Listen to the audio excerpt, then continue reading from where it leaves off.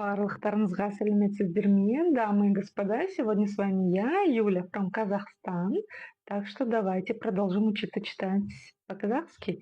И у нас сегодня новый юридический термин. Адвокат. Адвокат. Уже читаю по-казахски. Адвокат құпиясы. Адвокат құпиясы. Адвокатская тайна. Давайте же научимся это читать.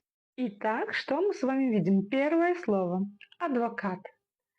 Да-да-да, если бы мы с вами соблюдали правила казахского языка, то мы бы с вами читали адвокат через букву О.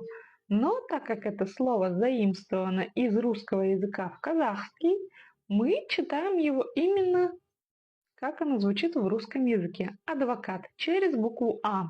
Вот такие дела. Погнали дальше. Құпиясы – тайна. Адвокатская тайна. Может еще переводиться как секрет. Но в данном контексте в юридических терминах переводится именно как тайна. Давайте научимся это читать. И что мы видим? Мы видим с вами букву К с хвостиком. Чтобы ее прочитать, нужно откашляться через обычную букву К.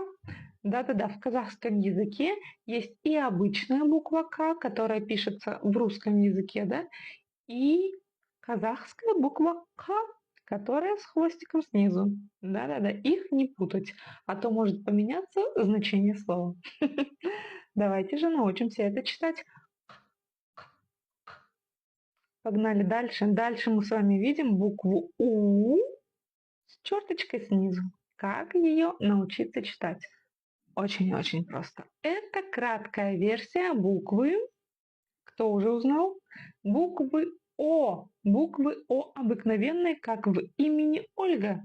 Просто произносится данная буква очень и очень кратко. О, О, О. А теперь соединяем букву К и букву О. Х, х, х, х. Получается? Думаю, у вас с легкостью все получается. Едем дальше. Пия. Пия. Ничего сложного нет? Ничего, да? Соединяемся вместе. Купия. Купия. Купия. Ударение на я.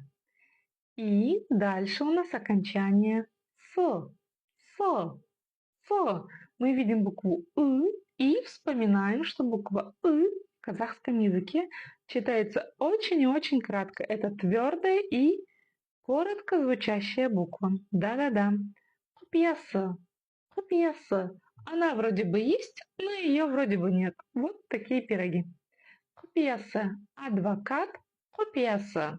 Итак, дамы и господа, вы видите в конце слова «құпия» окончание «с», а это говорит о том, что у нас построено словосочетание.